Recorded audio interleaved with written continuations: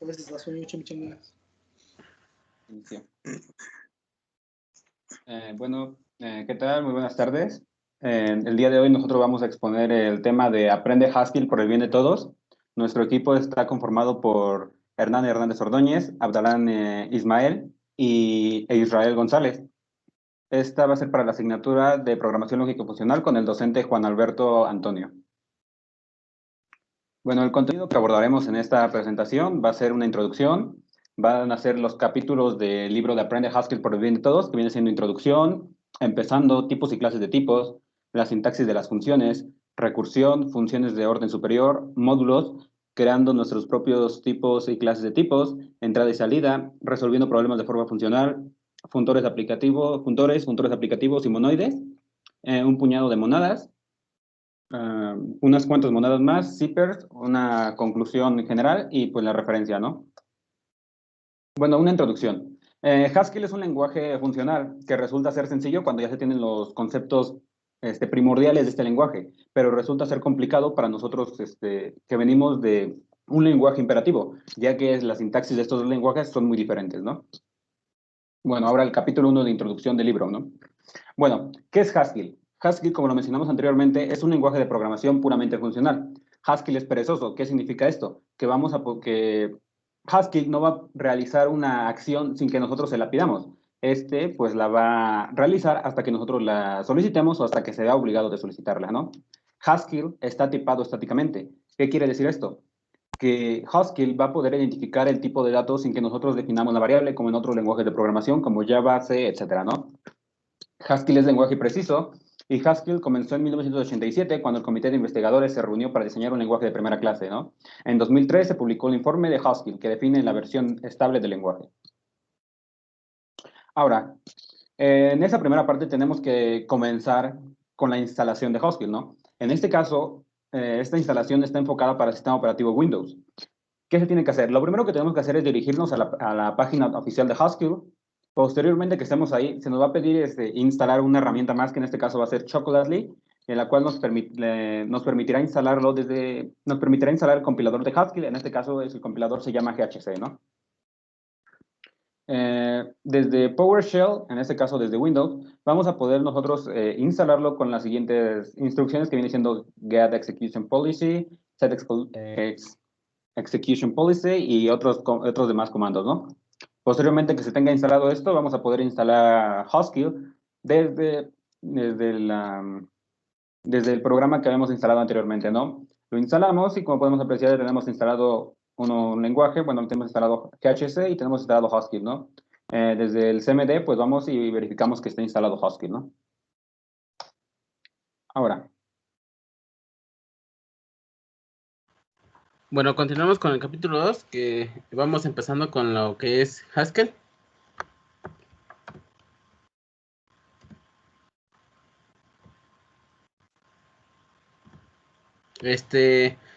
Algunos ejemplos que maneja Haskell son los aritméticos, que pueden ser los simples y los complejos.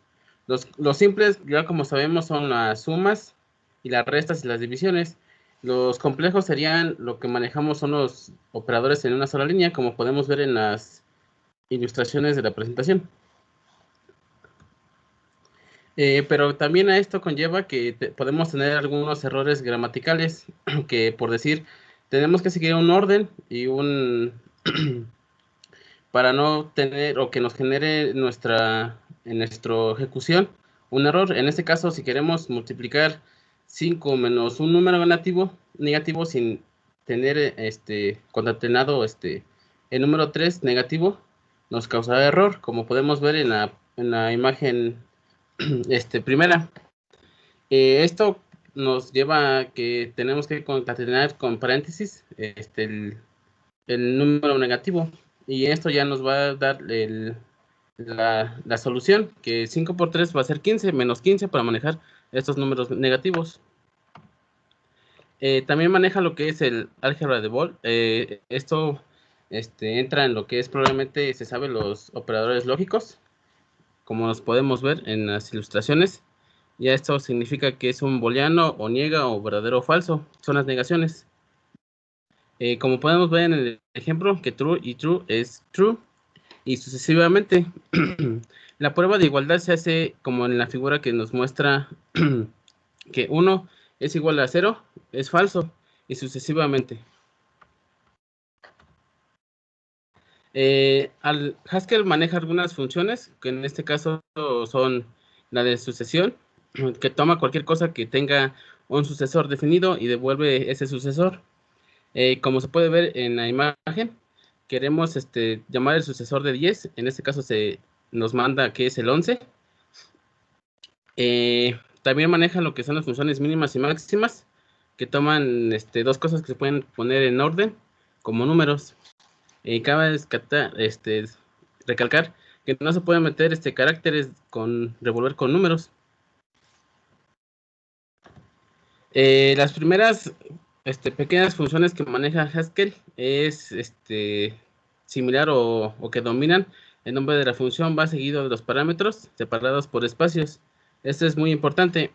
Al momento de ejecutar un programa, un ejemplo de Haskell, guardamos el código o la función que nosotros hacemos con una extensión de .hs para que podamos ejecutar desde consola nuestro archivo. También de Haskell manejan las que son las listas. Las listas es la estructura de datos homogénea, almacena varios elementos del mismo tipo. Esto significa que podemos tener una lista de números enteros o una lista de caracteres, pero no podemos tener números enteros y después caracteres. En nuestro ejemplo que ponemos aquí es de que primero designamos la lista, le metemos los caracteres o necesarios que nosotros decidamos, mandamos a llamar la función y nos devuelve la lista con las que guardamos los caracteres. También podemos concatenar esas listas, juntarlas de manera breve con los símbolos aritméticos, que es más, ya que sea, por decir en el ejemplo de ahí, podemos enumerar del 1 al 4 y después concatenarlo con del 9 al 12 y ya nos resulta que es una sola línea. Se unen la lista.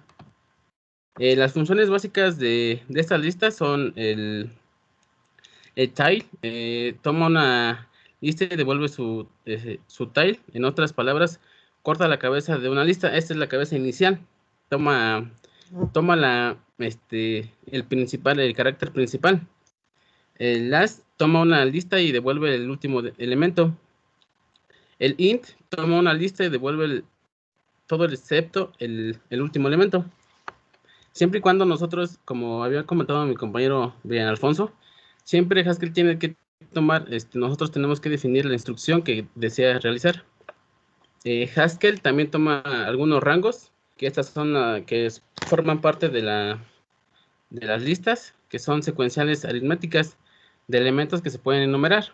Como por ejemplo, tenemos, para que no escribir toda la lista del 1 hasta el 20, si supongamos que podemos hacer eso, mandamos a decir, o en una lista, definimos de qué número a qué número deseamos realizar la lista, lo ejecutamos y Haskell nos va a mandar el listado de esos números como los parámetros que pusimos. El ciclo de toma de la lista se convierte en una lista infinita. Solo intenta mostrar el resultado, continuará siempre que en lo que tendrá que contarlo en algún lugar. Si nosotros no le ponemos algún parámetro de hasta dónde deseamos llegar ese ciclo, se va a crear un bucle y se va a estar realizando la misma instrucción. El repeat toma un elemento y produce una lista infinita de ese elemento, como recorrer una lista de todos elementos. Por decir aquí, tomamos un parámetro de 10 y vamos a repetir el 5 10 veces. Eso es lo que nos definen los rangos. La lista de compresión normalmente se utilizan para construir conjuntos específicos a partir de conjuntos generales. La lista de comprensión se podría usar es x por 2 y esa x la vamos a tomar de la numeración del 1 al 10 que se extrae de esa misma. para el elemento del 1 a 10 que hemos llegado hasta a x, que va a ser nuestro resultado.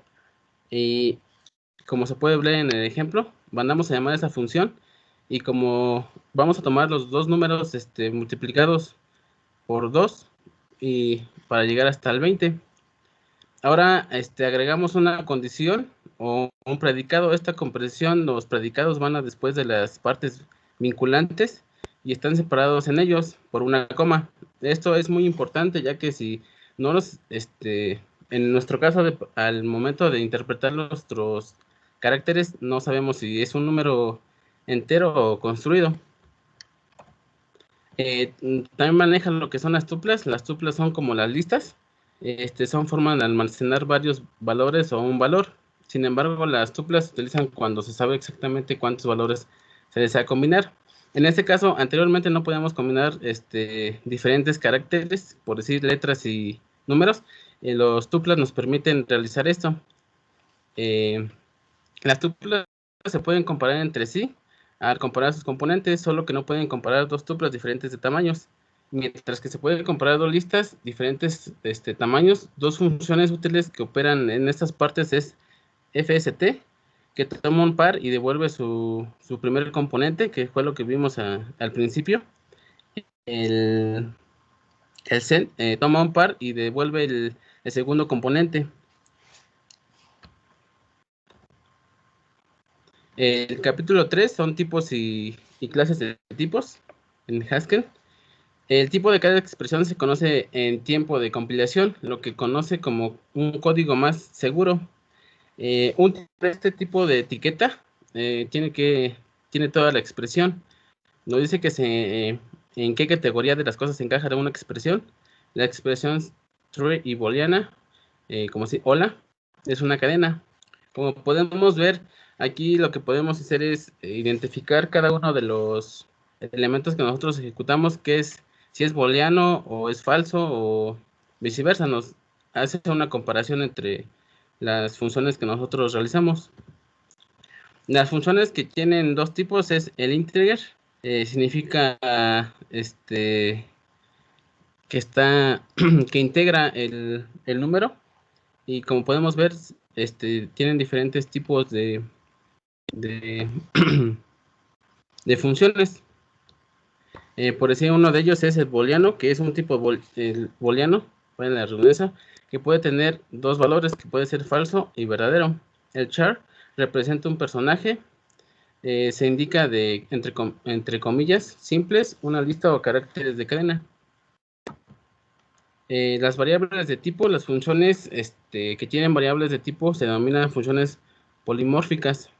La declaración de este tipo del cuerpo establece que toma una lista de cualquier tipo y devuelve un elemento de este tipo.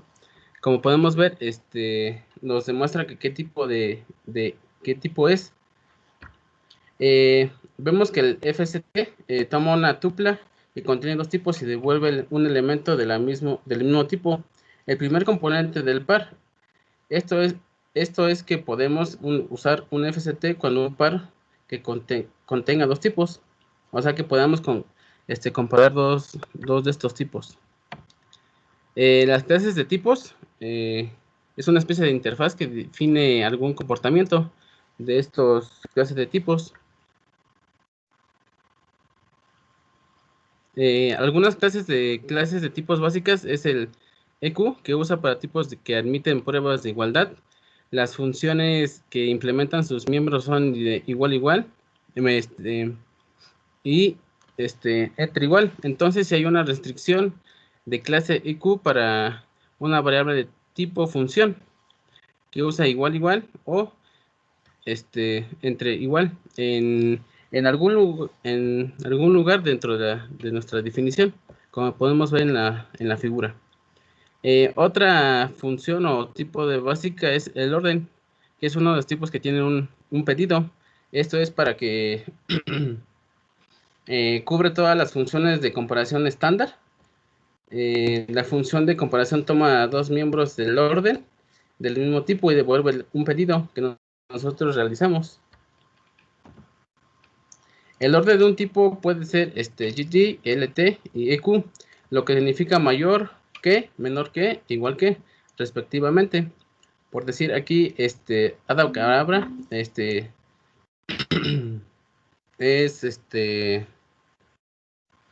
menor, igual y que cebra, y es falso. Bueno, verdadero, perdón. Y así sucesivamente. Los miembros del show se pueden presentar como cadenas, todos los tipos cubiertos hasta ahora, excepto las funciones como parte del show. Show simplemente nos va a mostrar lo que nosotros queramos mostrar de nuevo,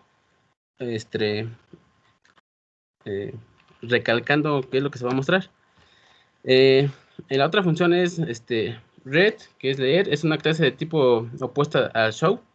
La función de lectura toma una cadena y devuelve un tipo del mismo de lectura. Todos los tipos cubiertos hasta ahora presentan clase de tipos. ¿Qué pasa si queremos leer 4? Observe que los anteriores de leer hicimos algo que con el resultado después de la manera en nuestra en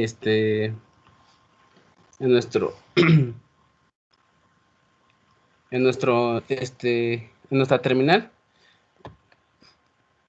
Esto nos marcará error porque ya que no estamos leyendo no estamos leyendo números. Tipo de lectura devuelve un tipo de parte de leer, pero sí no intentar usarlo de alguna manera más adelante. No tiene de forma que saber qué tipo es. Por eso que podemos usar anotaciones de tipo explícitas. Las anotaciones de tipo son una forma de decidir explícitamente cuál deberá ser el tipo de expresión que usaremos. Otra de esta es enum. Los miembros de numeración son tipos ordenados secuencialmente que pueden enumerar. Esta función nos va a permitir enumerar nuestras listas o los procesadores definidos, como los que vimos anteriormente, que son el tipo booleano, char, el orden, el int y el integer, y el float y el dop. El bounded, los miembros delimitados tienen un límite superior o inferior. Aquí es como que hacemos la comparación o decidimos qué es si el carácter o el char cuál es su límite inferior.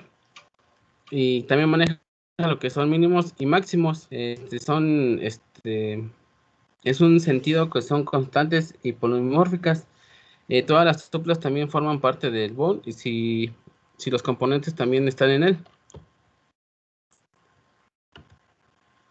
Num es una clase de tipo numérica. Sus miembros tienen una propiedad de poder actuar como números. Examinemos en ese número que estamos solicitando o estamos dando la instrucción.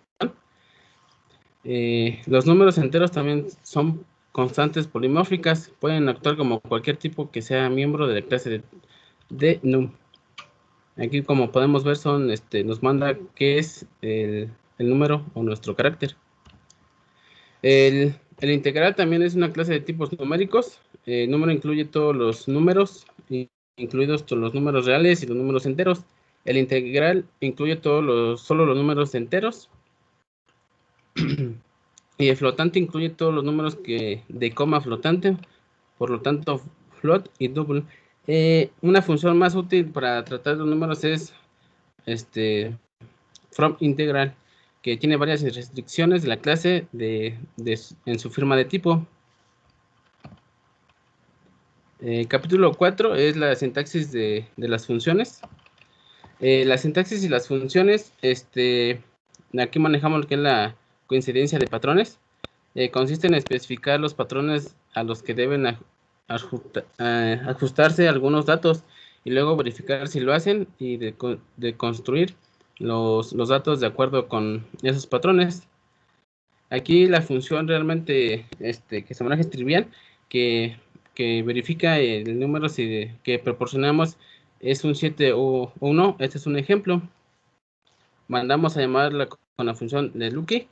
Y hacemos una comparación. Si nosotros digitamos el número 7, nos va a mandar si es es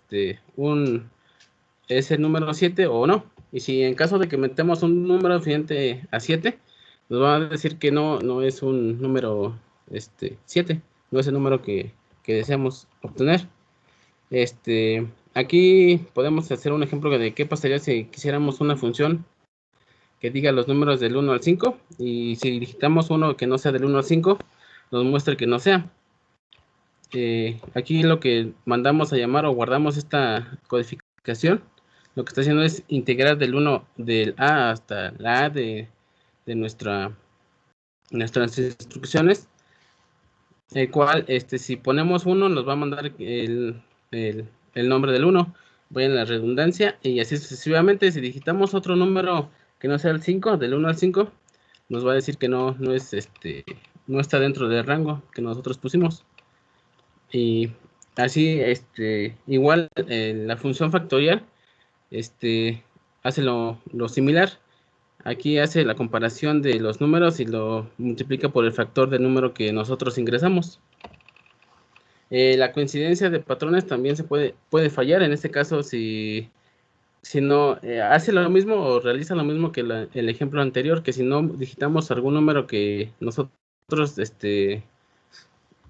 dimos de alta en nuestra ejecución, nos va a marcar como error.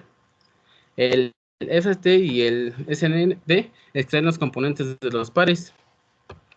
Como podemos ver aquí, hacemos operaciones básicas que hace el conjunto de nuestro código. Es algunas aplicaciones de los temas anteriores. También se pueden emparejar patrones en listas por comprensión. Esto hace que de una lista que tengamos o de varios caracteres lo podamos hacer de una manera más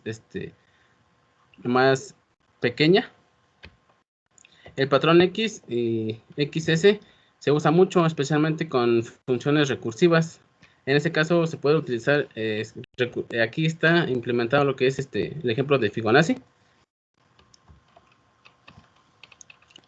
Son algunos de los parámetros que también nosotros podemos realizar con esta función. Si nosotros podemos o metemos alguna lista vacía, nos enviará que la lista no contiene nada, o si metemos más de un número, aquí con este pequeño ejemplo, nos dice que cuántos caracteres tenemos con esa lista. La función de longitud, aquí lo único que hace es nos marca la longitud de nuestra palabra que metemos, que digitalizamos. En este caso le aumentamos más 1, en este caso como decir 1 más la longitud de AMBN será 5, y así sucesivamente. Las implementaciones de sum, sabemos que la suma es una lista vacía es igual a 0. Como ya mencionamos anteriormente, si nosotros digitalizamos un número entre corchetes y que sea 0, nos va a mandar que esa lista es vacía. En este pequeño ejemplo, nos realizamos que lea la primera letra, o que nos muestre cuál es la primera letra de nuestra oración. Aquí en lo de que dice las guardias es que respeten los parámetros que nosotros utilizamos. Por decir aquí, un pequeño ejemplo que nosotros realizamos es de mostrar el índice corporal de alguna persona. Hacemos nuestros parámetros. Aquí vamos a definir que si pasa de cierto peso, por decir en este caso de 18, es un ejemplo, sí, es un peso bastante no sé, no real para alguna persona. Tomamos algunos parámetros que es de 18, 25 y 30. En este caso, si nosotros digitalizamos que tiene una altura, un peso de 30 y una altura de 1,90, nos indica que tiene un bajo peso y que es un emo en este ejemplo. Y así sucesivamente, si nosotros ponemos de 20 y 1,90, igual nos muestra que tiene un nivel de peso bajo. Hace comparaciones entre estas funciones. La palabra clave donde después de los guardias, generalmente es mejor sangrarla tanto como se sangran las tuberías, y luego definimos varios nombres de la función. Aquí lo que tenemos es, definimos bien los parámetros en donde, a qué límites debemos de tomar esas medidas o esos caracteres. Estos enlaces o variables de cualquier lugar son expresiones en sí mismas, pero son muy locales, por lo que no se extienden a través de los guardias, o sea, que están estos implementados para que no pasen o que tomen bien los parámetros que nosotros estamos definiendo. La diferencia entre los enlaces LED son expresiones en sí mismos, donde los enlaces son de solo construcciones sintácticas. Esto ya es parecido como a las listas. Ya aquí realizamos algunas funciones y suma de operaciones básicas, como nos muestra aquí en el ejemplo. En parte de los enlaces, cuando estos se aplican cuando usamos las listas por comprensión, porque la visibilidad de los nombres ya están predefinida. O sea, cuando ya están muy largos estos datos, ya lo que hace esto es concatenar los datos y mostrarlos de una forma más legibles. Las expresiones de caso son muy parecidas a las expresiones de if, else y los enlaces de let. No solo podemos evaluar expresiones basadas en los posibles casos de valor de una variable, también podemos hacer una coincidencia entre patrones. Y estos son algunos de los ejemplos que nosotros realizamos, que son dos piezas de código casi lo mismo, que son intercambiables. Aquí son que podemos hacer de diferente forma nuestro código y hacen lo mismo.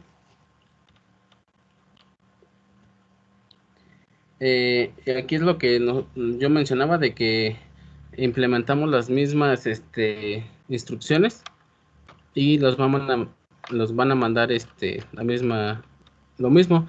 En este caso aquí lo que utilizamos son los patrones que ya mencionaba, que hacen que representemos o que arroje los resultados adecuados.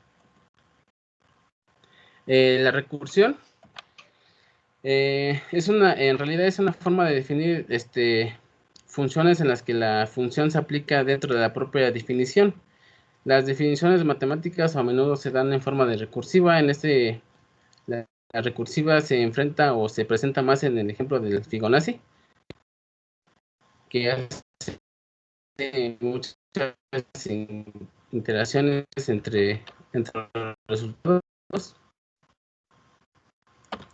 y el orden. Es lo que vimos anteriormente, que toma una lista de las cosas que se pueden ordenar y las ordena del mayor al menor.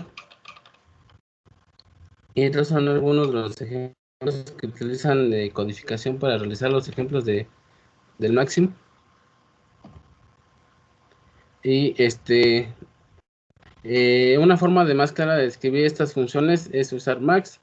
Es una función que toma dos números y devuelve el mayor de ellos, así como podríamos escribir el máximo usando max. Es lo que nosotros realizamos aquí hacemos nuestra digitalización de máximos de estos números y nos digitalizamos los números de 34, 10 y 1 y nos va a arrojar el número mayor de nuestra cadena. Algunas funciones recursivas más son las de replicación. Esta nos va a decir, o nosotros definimos cuántas veces vamos a replicar en nuestro número.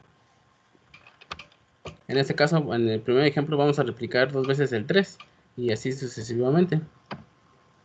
El tag toma cierta cantidad de elementos de una lista. Estos simplemente toma los 3 caracteres, o nosotros definimos qué caracteres o cuántos elementos tomamos de nuestra lista. Si queremos tomar los 3 primeros o los 4 primeros y así sucesivamente. El reverse, lo hace, es lo contrario. Nosotros definimos o repetimos nuestras caracteres que nosotros metimos o digitalizamos. O sea, si queremos revertir 5 veces 3, ya no lo repite, nos lanza otra vez 5 veces los 3. Y el zip es una forma de comprimir las listas, los números que están repetidos en dos líneas se eliminan. Aquí la orden rápida, es una función que utiliza mucho el Haskell, que se ha convertido en una especie de modelo para Haskell, como podemos ver. Esta función nos hace que ordenemos del mayor al mayor, del menor al menor, perdón, nuestra lista. Simplemente hace la ordenación de caracteres. Bueno, continuamos con lo que es el capítulo 6 de funciones de orden superior.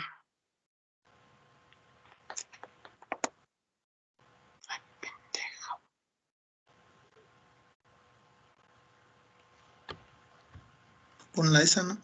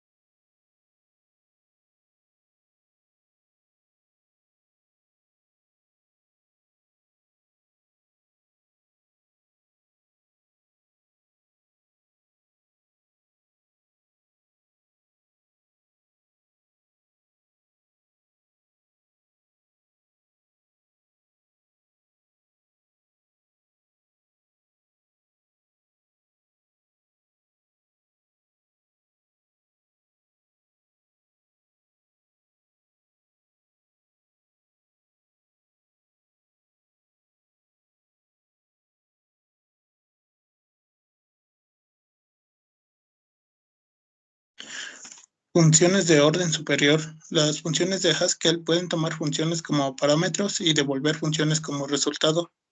Las funciones de orden superior aparecen cuando quieres definir cálculos definiendo cosas como son, en lugar de definir los pasos de cambio de algún estado o algún bucle. Las funciones de orden superior son indispensables, son realmente una forma muy potente de resolver problemas y de pensar acerca de los programas. Funciones codificadas. Todas las funciones que hemos visto hasta el momento han sido funciones codificadas. Usaremos la función max. Como vemos en la imagen, toma dos parámetros y devuelve aquel que es mayor. Al aplicar max 4 y 5, primero se crea una función que toma un solo parámetro y devuelve 4, dependiendo de cuál sea mayor. Luego 5 es aplicado a la función y esta procede el resultado deseado. Orden superior en su orden. Las funciones pueden tomar funciones como parámetros y también devolver funciones. Crearemos una función que tome una función y la aplique dos veces a algo, como se muestra en la imagen. Nos fijamos en la declaración del tipo. Antes no necesitábamos usar paréntesis, ya que con la flecha es naturalmente asociativo para la derecha. Sin embargo, así está la expresión. Esta indica que el primer parámetro es una función que toma algo y devuelve algo del mismo tipo. El segundo parámetro es algo de ese mismo tipo y también devuelve algo de ese tipo. También podremos leer esta declaración de tipo forma codificada. El primer parámetro es una función del tipo A hacia A y el segundo es del mismo tipo A.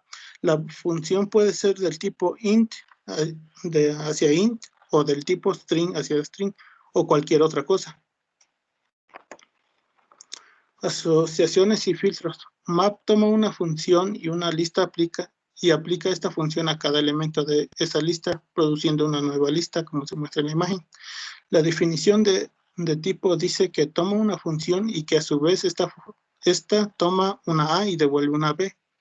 Map es una función de orden superior con sus realmente versátiles que pueden ser usadas de forma diferente. Como vemos en la imagen, utilice la función map y entre paréntesis más 3 y en la lista lo que se va a imprimir es que cada valor de ella se va a sumar 3 y de igual forma en la siguiente que es map se le va a agregar el signo de exclamación a cada uno de los elementos de la lista.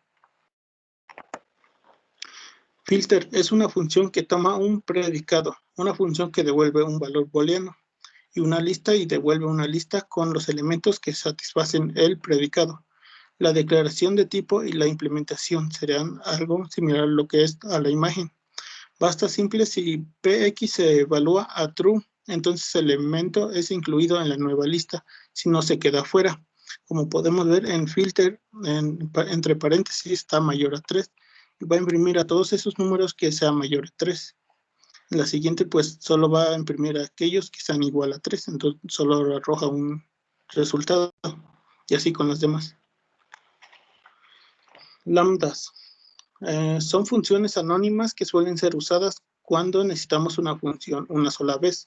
Normalmente creamos funciones lambda con el único propósito de pasarlas a funciones de orden superior. Para crear una lambda escribimos un diagonal inversa y luego los parámetros separados por espacios. Luego escribimos una flecha y luego el cuerpo de la función. Normalmente las envolvemos en paréntesis. Esto se puede ver el ejemplo en lo que es la imagen, donde está entre paréntesis el diagonal inversa, XS, el espacio y la flecha, y luego sigue lo que es el cuerpo de la función. Pliegues y papiroflexías. Estas funciones son llamadas pliegues o folds en inglés. Son una especie de función map, solo que reducen la lista a un solo valor. Un pliegue toma una función binaria, un valor inicial, o llamarlo el acumulador, y una lista. Las funciones binarias toman dos parámetros por sí misma.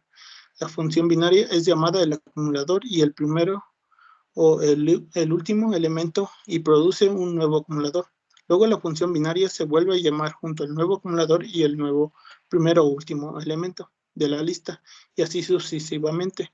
Cuando se ha recorrido la lista completa, solo permanece un acumulador, que es el valor al que se ha reducido la lista. Aplicaciones de funciones con signo de pesos. La función de signos de pesos, también llamada aplicaciones de funciones, en la imagen es una especificación de cómo es esta función, mientras que la aplicación de funciones normal tiene un alto orden de precedencias. La función de signos de pesos tiene el orden de precedencia más baja.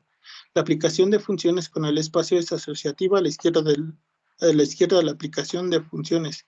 Con signo de pesos es asociativa a derechas. Básicamente, esta es una función de conveniencia que utilizamos para no tener que escribir muchos paréntesis. Cuando se encuentra un signo de pesos, la expresión a la derecha es aplicada como parámetros a la función de la izquierda. Por este motivo, podemos imaginar que el signo de pesos como una especie de paréntesis abierto que de forma automática añade un cierre al final de la expresión. Composición de funciones. La composición de funciones significa que al componer dos funciones se crea una nueva. En Haskell la composición de funciones es prácticamente lo mismo. Realizamos la composición de funciones con la función punto, que está definida como punto, doble puntos, y luego entre paréntesis lo que es la B, una flecha, una C, y se cierra los paréntesis, y eso otra vez se va a lo que es A, que va hacia B, luego se vuelve a cerrar, y luego eso va hacia A, y luego a C. Módulos. Un módulo de Haskell es una colección de funciones, tipos y clases de tipos relacionadas entre sí. Un programa Haskell es una colección de módulos donde el módulo principal carga otros módulos y utiliza las funciones definidas en ellos para realizar algo. Tener el código dividido en módulos tiene bastantes ventajas. Si un módulo es lo suficientemente genérico, las funciones que son exportadas pueden ser utilizadas en una gran variedad de programas. Si tu código está separado en módulos que no dependen mucho entre sí, luego puedes reutilizarlos.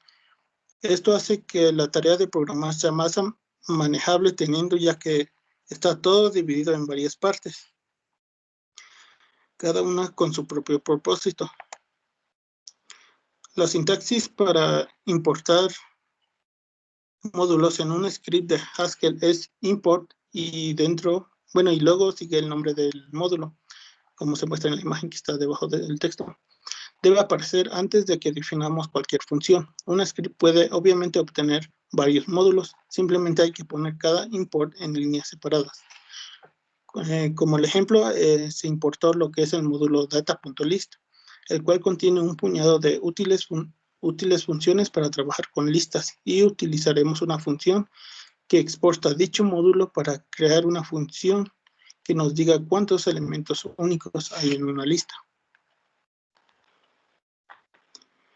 También puedes importar módulos y utilizarlos cuando estemos trabajando con GHCI. Si estamos en una sesión de GHCI y queremos utilizar las funciones que exportar data.list, hacemos lo siguiente, donde ponemos 2.m más y el módulo que sería data.list. Si queremos cargar varios módulos dentro de GHCI, no tenemos por qué utilizar varias veces lo que es 2.m más y luego otra vez el módulo. Ya solo agregamos los módulos siguientes, así como se muestra en la imagen de data.list, luego data.map o data.set. DataList. El módulo de DataList trata exclusivamente con listas. Ofrece funciones muy útiles para trabajar con listas. Algunas de estas funciones son map y filter, ya que el módulo Prelude exporta algunas funciones de data.list. No hace falta importar el módulo data.list de forma cualificada, porque no colisiona con ningún nombre de Prelude, excepto por los que ya toma este de data.list. Intersperse toma un elemento y una lista, pone ese elemento entre cada par de elementos de la lista. Su demostración sería que, bueno, se pone primero lo que es el elemento de intersperse y luego vemos que hay un punto y luego la lista que es el elemento de monkey. El punto se va a ir en cada elemento de esa lista. Luego tenemos el intercalate. Toma una lista y unas listas de listas. Inserta la primera lista entre todas las demás, dando como resultado una única lista, donde, como vemos, ahí nos está dando que va a agregar un espacio entre cada una de los elementos de la lista, que ya como resultado nos da una separación donde dice, hey there guys. Luego sigue el transpose. Este transpone una lista de listas. Si miras la lista de listas como una matriz de 2D, las columnas se convierten en filas viceversas. En el ejemplo podemos ver que se pone transpose y luego se pone lo que es los elementos que son 2, 3, 4, 5, 6, 7 y 8 y 9, en la cual al mostrar el resultado va a tomar el primer elemento de cada una de esas listas, donde sería 1, 4 y 7, luego 2, 5, 8, luego 3, 6, 9. Concap-map es lo mismo que hacer primero un mapeado con una función a una lista y concatenar todos los resultados. En esta nos dice que va a replicar lo que es 4 veces los números que son del 1, 2 y 3. Como se muestra, imprime 4 veces el 1, el 2 y el 3. And toma una lista de booleanos y devuelve true solo si todos los elementos de la lista son true. Como vemos, se imprime AND y el signo de pesos, map, en donde va a imprimir solo va a mostrar si hay números que son mayores a 4, en donde nos da un resultado como true. Y en el siguiente nos da si hay números que bueno, si toda la lista son 4, en la cual no todas son 4, hay un 3 ahí y nos arroja un resultado falso. OR es como un AND, solo que devuelve true solo si existe algún elemento true en la lista. En donde, como vemos en el ejemplo, si es igual a 4, bueno, hay un 4 en una lista, nos va a mandar un true. Y si hay un mayor, en la siguiente, si hay un mayor de 4, como vemos en la lista no hay ninguna, nos manda un false. Data.char. El módulo data.char contiene lo que su nombre sugiere. Exportar funciones que tratan con caracteres. También es útil cuando mapeamos o filtramos cadenas, ya que al fin y al cabo son listas de caracteres. Estos son algunos de sus elementos, que es isControl, comprueba si hay un carácter es de control o no. isSpace, comprueba si un carácter es de uno de los caracteres de espacios en blanco. Esto incluye espacios, tabuladores, saltos de líneas, etc. isLower, comprueba si un carácter está en minúsculas. isUpper, si hay caracteres en mayúsculas. isAlpha, comprueba si es un carácter, si un carácter es una letra. isAlphaNum, comprueba si un carácter es una letra o un número. isPrim, comprueba si un carácter es imprimible. Los caracteres de control, por ejemplo, no lo son. isDigit, comprueba si un carácter es un dígito. isOctDigit, comprueba si un carácter es dígito octal. O isXDigit, comprueba si un carácter es digital hexadecimal. Y así existen muchos más. Continuamos con data.map. Las listas de asociaciones son listas que son utilizadas para almacenar para pares claves valor, donde el orden no importa. Por ejemplo, podemos tener una lista de asociación para almacenar números de teléfonos, donde los números de teléfono serán los valores y los nombres de la gente serán las claves. No importa el orden en el que estén almacenados, solo obtener el número adecuado para cada persona. La forma más obvia de representar una lista de asociación en Haskell sería utilizar una lista de duplas. El primer componente de las duplas sería la clave y el segundo el valor. Como se muestra en la imagen, vienen lo que son los nombres y los números de teléfonos. Data.set. El módulo data.set nos ofrece operaciones con conjuntos. Los conjuntos son un tipo de datos mezcla entre la lista y los diccionarios. Todos los elementos de un conjunto son únicos y como internamente son implementados con árboles, están ordenados. Las operaciones más comunes cuando trabajamos con conjuntos son insertar elementos, comprobar si existe un elemento en el conjunto y convertir un conjunto en una lista. Como los nombres que exporta data.set colisionan con los prelude y data.list, lo importamos de forma cualificada. Se pone esta sentencia en un script donde pones import qualified data.set as set y luego cargamos el script con GHCI. Capítulo 8. Creando nuestros propios tipos y clases de tipos. Tenemos muchos tipos, las cuales son de bool, int, char, maybe y otras más. Veremos que está definido el tipo bool en la librería estándar. Para eso escribimos data bool y nos va a arrojar un resultado como falso o true. Serían los valores que maneja el bool. Data significa que vamos a definir un nuevo tipo de dato. La parte de la izquierda del igual denota el tipo, que es bool. La parte de la derecha son los constructores de datos. Estos especifican los diferentes valores que pueden tener un tipo. La barra vertical se puede leer como una O, así que lo podemos leer como el tipo bool puede tener un valor true o false. Tanto el nombre del tipo como el de los constructores de datos deben tener la primera letra en mayúsculas. De la misma forma, el tipo int está definido como data int y por su valor mínimo aceptaría lo que es un menos y esto sería ir por cada número. El primero y el último constructor de datos son el mínimo y el máximo valor posible de un int. Sintaxis de registro. Crearemos un tipo que describa a una persona. La información que almacenará de cada persona es nombre, apellido, edad, altura, número de teléfono y helado favorito. Como vemos, se creó una lista de data person y con estos elementos. No es muy legible para obtener información separada de una persona, ya que necesitamos una función que obtenga el nombre de una persona, otra función que obtenga el apellido. En la imagen se muestra cómo sería cada una de estas. El método anterior es muy largo, por la cual incluyeron un método alternativo de definir tipos de datos, la cual se va a definir la lista como data persona, y dentro de esa persona se va a ir creando diferentes strings, dando su nombre, su apellido, edad, a la altura, el número de teléfono y el sabor del helado. En lugar de nombrar los campos una tras otra separados por espacios, utilizamos un par de llaves. Dentro, primero, escribimos el nombre de un campo. Por ejemplo, el first name, y luego escribimos unos dobles puntos. Y luego especificamos el tipo, que en este caso sería un string.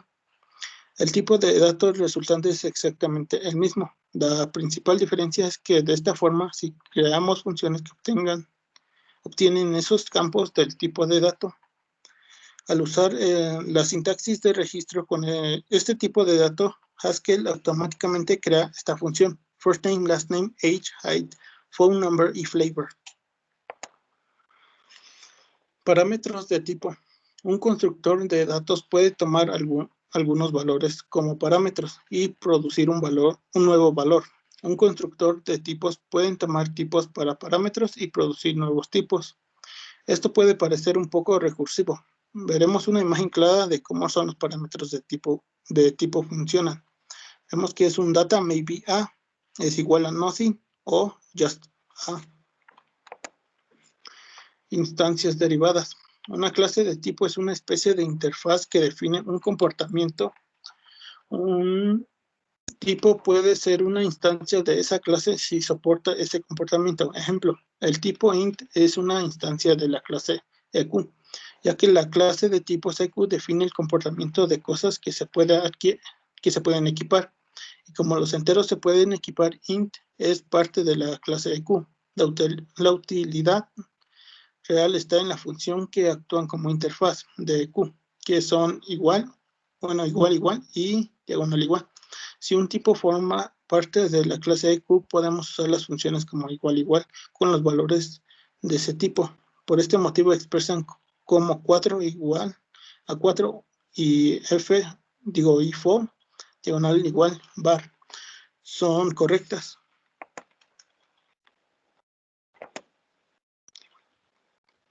Sinónimos de tipo. Anteriormente mencionamos que los tipos char y los strings eran equivalentes e intercambiables. Esto está implementado con los sinónimos de tipo.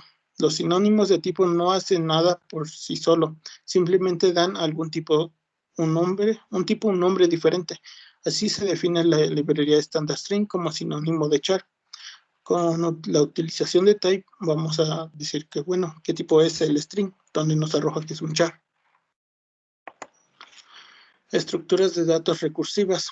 Como ya hemos visto, un constructor de un tipo de datos algebraico puede tener o no tener varios campos, y cada uno de estos debe ser un tipo concreto. Teniendo esto en cuenta, podemos crear tipos cuyos campos de constructores sean el propio tipo. De esta forma podemos crear estructuras de datos recursivas, en el que un valor de un cierto tipo contenga valores de ese mismo tipo, el cual seguiría conteniendo valores del mismo tipo y así sucesivamente. Clases de tipo paso a paso, segunda parte. Una clase de tipos define un comportamiento, como comparar por igualdad, comparar por orden o enumeración, etc. Y luego ciertos tipos pueden comportarse de forma a la instancia de esta clase de tipos. El comportamiento de una clase de tipos se consigue definiendo funciones o simplemente definiendo tipos que luego implementaremos. La clase tipos yes, no. Aunque el uso estricto de bool para la semántica de booleanos funciona mejor en Haskell, también se puede implementar el comportamiento de JavaScript, en donde se crea una clase yes/no, donde va la A, where, y luego yes/no, dos puntos A hacia vol. La clase de tipos yes/no define una función. Esta función toma un valor de un tipo cualquiera que puede expresar algún valor de verdad y nos dice si es verdadero o no. La clase de tipo functor. Esta es básicamente para cosas que se pueden mapear. Vemos que define una función fmap y no proporciona ninguna implementación por defecto para ella. F no es un tipo concreto, un tipo que puede tener un valor como int, vol o maybe string, sino un constructor de tipos que toma un tipo como parámetro. Un ejemplo, maybe int es un tipo concreto, pero maybe es un constructor de tipos que toma un tipo como parámetro.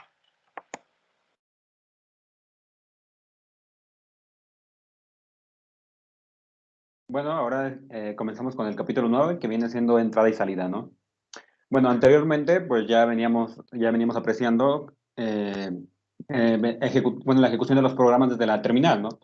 Pero ahora lo que vamos a hacer es que vamos a realizarlo, pero con una extensión, así como realizamos un programa en Java que tiene una extensión de .java, .c en el lenguaje C, o .py en el lenguaje Python, ¿no? Bueno, aquí input and output, ¿no? Este va a ser de entrada y salida. La programación funcional consiste más en definir lo que son las cosas, ¿no? Ahora, tenemos una función main. Esta función main va a ser como nuestro main en C o nuestro main en Java, ¿no? Básicamente lo que está haciendo este main es que nos va a permitir imprimir una cadena con la ayuda de una función de putStrLine, ¿no? Nos va a permitir solo imprimir esta cadena. Nos va a permitir imprimir la cadena y, como creo que se puede apreciar, se está imprimiendo de manera correcta, ¿no? Lo que tenemos que hacer es compilarlo. ¿Cómo se compila? Tenemos que realizarlo con GHC, GHC, el nombre del archivo, con la extensión, ¿no? Con .hs. Posteriormente de que se ejecute va a generar un archivo .exe y al momento de generarse vamos a poder nosotros ejecutarlo, ¿no? Con el nombre del archivo .exe que nos generó. Pues nos va a imprimir solo un hola mundo. Aunque este main solo está limitado a solo imprimir una línea, no podemos imprimir dos líneas, no podemos imprimir dos mensajes, o no podemos solicitar algo por teclado, ¿no? Para esto se tiene la sintaxis do. Esta sintaxis do nos permitirá agregar más líneas de código, nos permitirá solicitar más caracteres, etcétera, ¿no? Aquí tenemos una función que viene siendo main igual a do, que nos dice putstrl, cuál es su nombre, ¿no? Nos está solicitando el nombre a través de la función de putstrline, la función anterior, que es de entrada y salida. En este caso lo estamos utilizando como salida, ¿no? Posteriormente tenemos getLine. Este getLine nos va a permitir obtener el valor de lo que estamos solicitando por terminal y lo vamos a almacenar en una variable, ¿no? Posteriormente, pues lo único que estamos haciendo es que, como podemos apreciar, estamos importando una librería en la parte de arriba que es que es una librería en la que estamos solicitando. Y pues lo que estamos haciendo es, vamos a obtener la función de toOper para poder realizar convertir nuestra cadena de texto en mayúsculas, ¿no? Ahora, aquí posteriormente tenemos otro ejemplo que viene siendo, ahora tenemos aquí otro ejemplo donde utilizamos unas sentencias if y else, ¿no? Básicamente esas sentencias if y else, lo que estamos realizando con estas es que estamos solicitándole un valor a través de la terminal, ¿no? Estamos solicitándole un valor y este valor lo que vamos a hacer con él es que lo vamos a solicitar, y cuando estemos en el ciclo if, lo que vamos a hacer es que vamos a solicitarlo, y en caso de que sea nulo, pues va a volver a solicitarlo. En este caso tenemos el if, ¿no? En otros lenguajes de programación, return sirve para bloquear el lenguaje de programación, sirve para cerrar el bucle, ¿no? Y en este caso, en Haskell, lo que nos permite es solicitar una entrada por teclado. Ahora estamos utilizando el reverse word. Este reverse word lo que está haciendo es que va a dividir la cadena en una lista, y esta lista pues va a dividirla en palabras diferentes. En esas palabras pues va realizarlas a la inversa la palabra que tenga, ¿no? La siguiente que tenemos van a ser las siguientes funciones de entrada y salida, que viene siendo la función putStr, que es básicamente similar a la función putStrLine. A la función putchar, esta función putchar solo nos permitirá imprimir un carácter o solicitar un carácter a través de bueno, nos permitirá imprimir un carácter, ¿no? Tenemos la función print, que básicamente es un print como en cualquier otro lenguaje, vamos a poder imprimir lo que tengamos. Este print se asemeja más a Python, ¿no? Básicamente. Después tenemos la función getChar. Esta getChar nos permitirá solo obtener una palabra. Esta palabra, pues bueno, nosotros vamos a poder escribir, ¿no? Lo que sea, en este caso, un mensaje, ¿no? Pero este solamente se va a obtener se va a obtener hasta que encuentre un espacio. Posteriormente tenemos la función sequence, que es la que vimos la que explicaron anteriormente. Y posteriormente tenemos función forever. Esta función forever lo que nos va a permitir hacer es repetir el bucle, va a ser como un bucle, lo va a permitir repetir. Esto va hasta que el programa se cierre, ¿no? Hasta que el usuario lo cierre con un control C, ¿no? Básicamente. Ahora, tenemos la información en un archivo con getLine, ¿no? Básicamente lo que estamos haciendo aquí es que estamos utilizando un forever do. Básicamente lo estamos solicitando el archivo, vamos a solicitar línea tras línea tras línea tras línea, ¿no?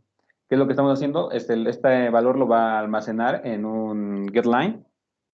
Bueno, con un getLine va a solicitar el archivo de texto. Este archivo de texto se pasa como parámetro, como se puede apreciar en la ilustración de abajo.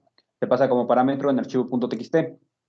Ahora, tenemos la función getContext. Esta función getContext lo que está haciendo es que vamos a obtener el contenido del archivo de texto. Básicamente, el getLine solo obtiene línea tras línea tras línea tras línea. El getContext va a obtener todo el archivo de texto hasta que finalicen los caracteres, ¿no? Hasta que haya un punto, básicamente. Ahora tenemos ficheros y flujos de datos.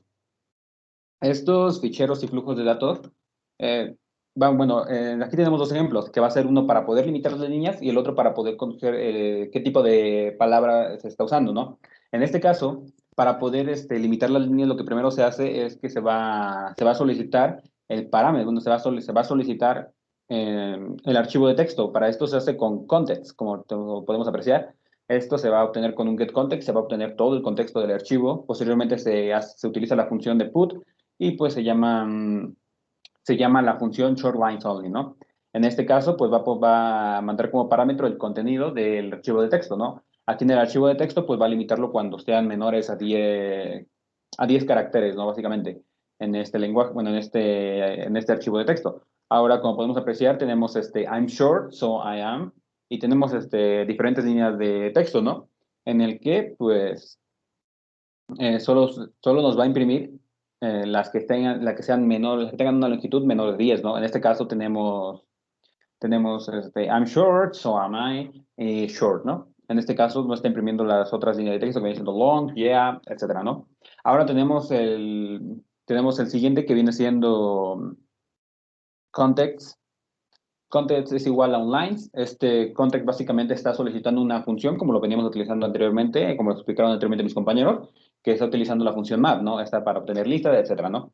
Bueno, ahora que va a obtener la palabra que nosotros le ingresemos por teclado, lo que va a hacer es que va a identificar si es polidroma o si no es polidroma. En este caso, pues básicamente es cambiar el orden de las palabras y verificar si tienen el mismo sentido, ¿no? Ahora, tenemos la siguiente que viene siendo leer información de un fichero. Esta información de un fichero, ahora, anteriormente la utilizamos con getContext, ahora podemos utilizarlo con un open file. Básicamente vamos a abrir el archivo y vamos a ponerlo en modo de lectura. Cuando estemos leyendo el archivo, pues vamos a guardar este archivo, vamos a obtenerlo con getContext y vamos a guardarlo en la variable, ¿no? Básicamente, y posteriormente imprimimos lo que se tenga y cerramos la conexión, ¿no? Básicamente se tiene que cerrar la conexión siempre. Ahora con with_file tenemos el siguiente que viene siendo with_file, que viene siendo tenemos que obtener la información del documento de texto, tenemos que obtener el modo de lectura solamente y posteriormente imprimimos lo que se tiene que hacer, ¿no? Ahora, la función write. Esta función lo que hace es sobreescribir un archivo de texto, bueno, copiar la información de un archivo de texto a otro archivo de texto. Como lo tenemos aquí, vamos a leer el archivo de gearframe.txt y vamos a escribir la información en el archivo de gearframe.txt, ¿no? Ahora tenemos la función append. Esta función append lo que va a hacer es que va a obtener la información de la línea de comandos y posteriormente lo que se hará es que se va a añadir al archivo de texto en el que estamos referenciando, ¿no? Ahora tenemos parámetros de la línea de comandos. Bueno, desde los parámetros que se envían por línea de comandos. En este caso, pues, tenemos el archivo de texto y pues vamos a enviar los parámetros como lo tenemos aquí. Aquí básicamente tenemos el main igual a do. En este caso tenemos arg, getArgs, que van a ser los parámetros que vamos a obtener del archivo de texto. Posteriormente tenemos, vamos a imprimir estos archivos y este texto, perdón, y pues posteriormente vamos a imprimir el nombre del programa, ¿no? Esto se hace con un getProgName, ¿no? Como lo tenemos aquí arriba. Y pues ahora programa con múltiples tareas. ¿Qué es lo que estamos haciendo en este? Es que estamos definiendo un objeto, ¿no? En el que se va a hacer add, view, remove, ¿no? Van a ser nuestros tres objetos que vamos a tener, bueno, nuestras clases. Ahora pues lo que vamos a hacer es que vamos a obtener la información de un archivo de texto y pues vamos a tener las siguientes opciones, ¿no? En este caso tenemos un add, que va a ser un string, que va a ser de entrada y salida. Pues lo que vamos a hacer es que vamos a añadir la información en un archivo de texto. Como anteriormente vimos, teníamos un append file. En este caso, este append file lo estamos utilizando aquí para sobreescribir la información, bueno, para añadir la información a un archivo de texto. Posteriormente tenemos el view, que básicamente solo va a imprimir el archivo que se tiene, ¿no? Esto se va a tener que imprimir y como se puede apreciar aquí, tenemos un zip width, que básicamente lo que está haciendo es que vamos a imprimir un número en cada línea de texto para poder identificar el texto, ¿no? Y finalmente tenemos el remove, que va a ser entrada y salida, y pues básicamente vamos a preguntar al usuario qué línea, bueno, va a preguntar al usuario del programa qué línea desea borrar del archivo de texto, y pues básicamente va a eliminar el archivo, ¿no? Va a eliminar la información, ¿no? Y pues aquí tenemos un ejemplo, ¿no? Primero lo que hacemos es que vamos a mostrar la información del archivo de texto, que viene siendo información de archivo de texto. Posteriormente vamos a ejecutar nuevamente el programa y vamos a decirle view información txt. En este caso estamos seleccionando la opción que nosotros deseamos observar. Y pues ahora nos está mostrando lo que tenemos y nos está dividiendo por renglones, ¿no? Ahora, posteriormente tenemos la tarea add. Esa tarea add, pues básicamente va a añadir información de lo que nosotros le estamos ingresando a través de un parámetro. En este caso estamos diciendo hello add información.txt y creo que funciona. Ahora la tarea view nuevamente vamos a imprimir la información para corroborar si se añade la información correctamente. Y pues como podemos apreciar, si se añade correctamente, dice creo si funciona. Y en la segunda de tarea view, en la primera no se tenía. Ahora tarea remove, lo que estamos haciendo es que vamos a remover una línea, y en este caso del archivo de texto, y en este caso selecciona la línea número 2, ¿no? Y pues básicamente nuevamente se vuelve a imprimir la tarea view y pues ya no se tiene nada, ¿no? Ya se borró la línea. Ahora tenemos la aleatoriedad, ¿no? Esta aleatoriedad en realidad es un número pseudo aleatorio, no es un número aleatorio. Y pues básicamente aquí tenemos una función de la aleatoriedad, ¿no? Ahora la aleatoriedad es de la terminal. En este caso, para nosotros utilizar la aleatoriedad, tenemos que utilizar un mkstdgen, el cual va a ser nuestra semilla, ¿no? Va a ser como un tipo semilla. Posteriormente tenemos que especificarle en el programa, en la terminal, qué tipo de dato queremos solicitar, ¿no? En este caso viene siendo un entero. En caso de que tengamos un flotante, por ejemplo, aquí dice float, booleano, integer, nos va a mostrar ese tipo nos va a generar nos va a generar números o caracteres, etcétera, dentro de sus parámetros, ¿no? Ahora, la aleatoriedad con función, ¿qué es lo que estamos haciendo aquí? Pues básicamente aquí lo que estamos haciendo es que vamos a decirle, pero que nos genere palabra, pero solo en un rango de la A a la Z, ¿no? En este caso, y como podemos apreciar cuando lo estamos ejecutando, pues se generan las letras correctamente, ¿no? Ahora, este número piensa básicamente lo que se trata de hacer es, primero, solicitar, bueno, crear una función, el cual se va a obtener, bueno, crear una función que va a ser ask for number. Posteriormente se realiza se va a solicitar al usuario un número que, bueno, se le va a preguntar al usuario qué número, ¿no? ¿Qué número se solicita? Estos números, bueno, el número que va a generar el programa va a ser del 1 al 10. El usuario va a tratar de adivinar qué número el programa eligió, ¿no? Y pues básicamente si está correcto, pues va a decir, tú estás correcto, o en caso de que no, pues va a decir, lo siento, ¿no? Y pues como se puede apreciar en la ejecución, el usuario ingresa un número y pues dice, ¿sabes qué? Pues estás mal, era el 3. O ¿sabes qué? ¿Estás bien? Pues era el 10, ¿no? Etcétera, ¿no? Bueno, así es lo que se realiza. Ahora tenemos las cadenas de bytes, ¿no? Esas cadenas de bytes, básicamente lo que se trata de hacer aquí es copiar información de un archivo de texto a otro, ¿no? En este caso se hace con un copy file, file name 1 y file name 2, ¿no? Esos son los parámetros que se van a solicitar en el programa, ¿no? Estas funciones son las que esta función de copy file es la que se realiza en esta parte de acá. Y como se puede apreciar, tenemos un fail path que va a ser entrada y salida para obtener la información del archivo de texto. Y pues posteriormente se va a obtener el contenido, ¿no?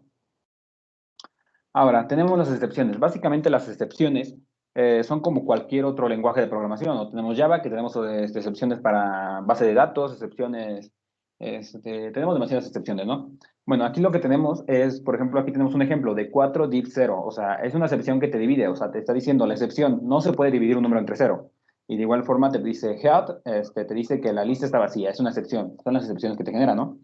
Y pues aquí, por ejemplo, nos está generando, tenemos una excepción, ¿no? Que dice, bueno, va a guardar esa excepción, o va a marcar, en lugar de generarnos un error, bueno, va a decir, ¿sabes qué? Estás en problemas, ese no era, el archivo está vacío, etcétera, ¿no? Ahora, capítulo 10, resolviendo problemas de forma funcional, ¿no? Bueno, aquí tenemos unos ejemplos de las excepciones, y pues aquí son unos ejemplos que tenemos, ¿no? Bueno, ahora resolviendo problemas de forma funcional. Ahora tenemos una notación polaca inversa.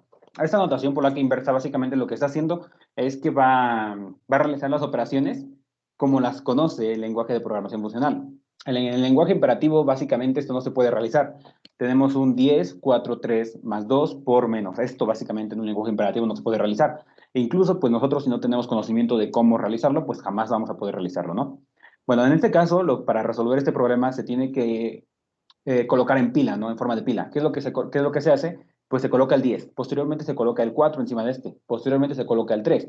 Ahora tenemos el más. Este más va a sumar, en este caso, el 4 y el 3, para que nos dé un resultado como 7, ¿no? En este caso se tiene aquí, que es el 7. Ahora, posteriormente, se añade a la pila el número 2. Este número 2 se añade, ¿no? Ahora tenemos la multiplicación. Esta multiplicación va a multiplicar los dos números anteriores, que en este caso viene siendo el 7 que se generó anteriormente y el 2, ¿no? Ahora que se tenga esa multiplicación de 2 por 7 va a generar un número 14. Posteriormente se va a añadir el signo negativo. Ese signo negativo básicamente lo que va a hacer es va a restar el 10 menos 14, ¿no?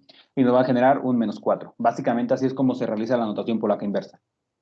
Ahora, aquí lo que tenemos en esta parte es ya una función, bueno, ya realizado en esta parte. ¿Qué es lo que estamos haciendo? Estamos realizando una función que viene siendo solve_rpn, y pues básicamente lo que se está haciendo aquí es seleccionar los tipos de datos que va a poderse colocar en esta notación polaca inversa, en esta función que va a ser el por, el más, el menos, la división, la potencia, el logaritmo natural y la suma, ¿no? Básicamente.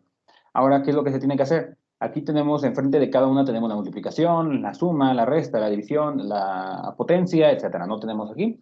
Y pues en el ejemplo de abajo, pues como podemos apreciar, tenemos 2.7 logaritmo y nos va a obtener el resultado y pues básicamente lo realiza como lo expliqué anteriormente, ¿no?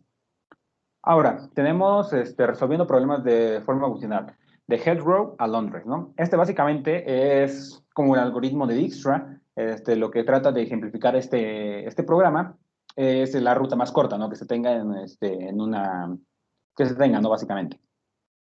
Para esto, lo que se hace es crear una función. En este caso, esta función que tenemos aquí un ejemplo de una función que básicamente está generando una función de head row to London. Básicamente tenemos definidas las diferentes secciones. Estas secciones se definen aquí en esta función, para este ejemplo.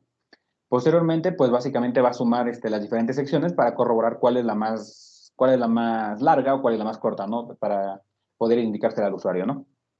Ahora tenemos aquí otro ejemplo, que viene siendo el ejemplo anterior, pero ya más ejemplificado, ¿no? Básicamente, este ejemplo lo que va a hacer es que va a solicitar los datos al usuario. Bueno, los datos a través de un archivo de texto, ¿no? El anterior, pues, ya era una función definida. En este caso, ¿qué es lo que va a hacer? Va a dividirlos en grupos de 3 y, pues, básicamente los va a definir en una función, en una lista, básicamente. Y, pues, básicamente, bueno, y después va a realizar las operaciones necesarias y, pues, va a decir, ¿sabes qué? Pues, tu mejor ruta es por aquí y tardas tantos minutos, ¿no? Tantas horas, etcétera, ¿no? Ahora, en el siguiente, bueno, tenemos capítulo 11, funtores aplicativos y monoides, ¿no? Ahora, estos funtores, básicamente son unas funciones de una categoría a otra y es aquella que va a crear objetos y va a crear morfismos a morfismos, ¿no? Son cosas que se pueden mapear como, bueno, tenemos aquí datos que se pueden mapear como maybe o tree, etcétera, ¿no? Bueno, ahora aquí tenemos un ejemplo de un morfismo que tenemos un fmap. Este map lo que va a hacer es que va a solicitar un valor de una función f y pues va a ser sobre números, etcétera, y va a devolver otro número, ¿no? Básicamente lo que está haciendo el funtor, ¿no? Bueno, aquí tenemos un ejemplo de un funtor, ¿no? Aquí dice, ¿sabes qué? Pues va a solicitar algo por teclado. Anteriormente lo utilizamos con un getLine, ¿no? Pero ahora lo estamos utilizando con un fmap, ¿no? Este fmap, pues básicamente lo que estamos haciendo es que ya estamos definiendo directamente aquí la función que anteriormente la definíamos, que era de reverse, y pues básicamente esta lo que hace es cambiar el sentido de la palabra, ¿no? En este caso de hola lo cambia a aloha, ¿no? Aloha. En este caso, para este ejemplo, este primer ejemplo, no no se convierte en mayúscula. Ahora, el siguiente ejemplo que dice data.char y data.list, para este ejemplo básicamente sí. En data.char, como anteriormente lo vimos, puede convertir una función, bueno, una palabra, una cadena a mayúsculas o puede convertir de cadenas a enteros o de enteros a cadenas, ¿no? Esto ya depende, ¿no? Ahora, tenemos ahora tenemos otro ejemplo, que en este caso tenemos un fmap y replicate. En este caso ya se ejecuta desde la línea de comandos, ¿no? Desde el compilador de GHS. En este caso, este replicate 3, lo que va a hacer es que va a replicar la lista que tenemos aquí. En este caso va a ser 1, 1, 2, 2, 3, 3, 4, 4, ¿no? Después tenemos fmap replicate 3, just 4, ¿no? En este caso nos va a replicar 3 veces solo el número 4 de la lista, ¿no? Y pues el map replicate 3, right blia, ¿no? Básicamente nos va a repetir 3 veces el mensaje, ¿no? Que viene siendo bla. Bueno, las leyes de los funtores. La primera ley de los funtores establece que si mapeamos la función id sobre el funtor que obtendremos debe ser igual que el original. La segunda ley dice que si mapeamos el resultado de una composición de dos funciones sobre un funtor, debe devolver lo mismo que si mapeamos una de esas funciones sobre el funtor y luego mapeamos otra función, ¿no? Esas son las dos leyes de los funtores que debemos tener presentes, ¿no? Ahora, son funtores aumentados, ahora tenemos los funtores aplicativos. Básicamente los funtores aplicativos son funtores aumentados que vienen en la clase applicative, ¿no? Aquí tenemos este funtor aplicativo, que pues ahora, como podemos apreciar, tenemos un asterisco en medio de dos símbolos. En este caso tenemos el JAWS más 3, JAWS 9. En este caso el JAWS se utiliza cuando nosotros conocemos qué tipo de datos estamos utilizando, ¿no? Para eso estamos utilizando el JAWS y posteriormente aquí tenemos que estamos realizándolo. Y pues cuando tenemos una función nothing, básicamente, pues aunque tengamos una operación, pues básicamente no nos va a regresar nada, ¿no? Ahora, en la siguiente tenemos el siguiente ejemplo, que básicamente es lo mismo, pero ahora se utiliza un sequence, que básicamente es algo que ya veníamos trabajando, que nos vaya a dar algo repetidas veces, ¿no? En este caso, este sequence es una función. Aquí, como podemos apreciar, tenemos un getLine, getLine, getLine, ¿no? Este sequence, esta función nos va a solicitar 3 veces un mensaje, ¿no? En este caso, un mensaje por teclado, ¿no? Ho, wu, ¿no? Y finalmente nos lo va a imprimir. Bueno, ahora tenemos la palabra new type, ¿no? Esta new type nos va a permitir crear nuevos tipos de datos a partir de tipos de datos ya existentes, ¿no? New type tiene dos tipos de new type. New type para crear instancias de clase y la brecha de new type, ¿no? Aquí tenemos type versus new type versus data, ¿no? La palabra clave type se utiliza para crear sinónimos. Aquí es una definición, aquí se define de esta manera. Posteriormente, la palabra clave new type se utiliza para crear nuevos tipos a partir de uno ya existente. Aquí tenemos aquí cómo se define. Y después, finalmente, tenemos la palabra clave data. La utilizamos para crear nuestros propios tipos de datos y la podemos hacer que se nos antoje con ellos, ¿no? Básicamente es la creación como se realiza como la creación de una variable, ¿no? Ahora, aquí tenemos los monoides. Básicamente los monoides, aquí tenemos un ejemplo que viene siendo 4 por 1, 1 por 9, y pues básicamente lo que está haciendo es realizando las operaciones, pero a través de la línea de comandos, ¿no? Y básicamente lo que está realizando, ¿no? Y pues aquí tenemos finalmente un ejemplo que estamos utilizando una función, bueno, estamos solicitando una función mappend, que esta mappend lo que está haciendo es que nos va a permitir, esta función nos va no va a permitir juntar una lista, no va a permitir funcionar dos listas en una o tres listas en una. Esto depende de lo que tengamos declarado, ¿no?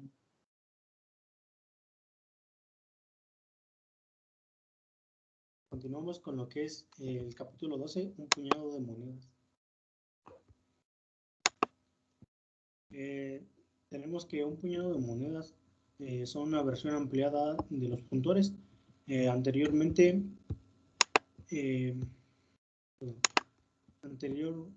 bueno, explicábamos en los temas cómo es posible mapear cada una de estas funciones. Y bueno, tenemos que un ejemplo que da la función de tipo A y B, del tipo de dato F, nos pregunta cómo mapeamos esta función sobre el dato de forma de que obtuviésemos un resultado de tipo F. Y bueno, también vimos cómo mapear las funciones sobre los datos de tipo maybe. Manos a la obra con maybe.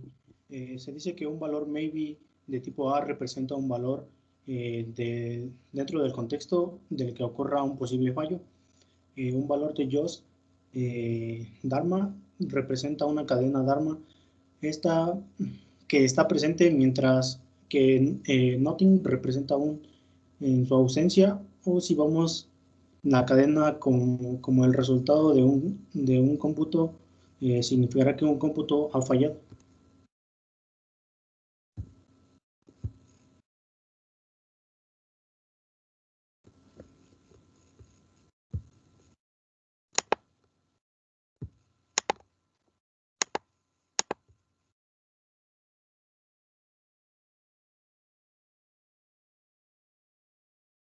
No veo la presentación.